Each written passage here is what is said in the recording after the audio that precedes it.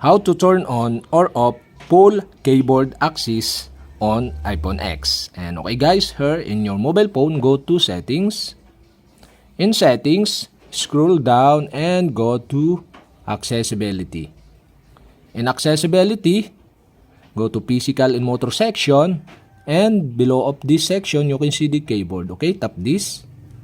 Here in keyboard, you can see the hardware keyboard section. So you can see here the full keyboard access, and the full keyboard access is off. If this turn on, you can use an external keyboard to control your iPhone.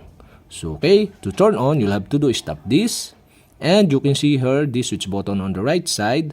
So you can turn on the full keyboard by switching on the switch button on right side. So that's it. Okay, we have successfully turned on. And you can see below of this, they use an external keyboard to control your iPhone. And that's it. Okay, we have successfully turned on the full keyboard access. And to turn off again, you'll have to do is switch off the switch button on the right side.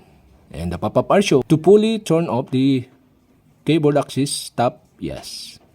And that's it. Okay, we have successfully turned on or off full keyboard access on iPhone X.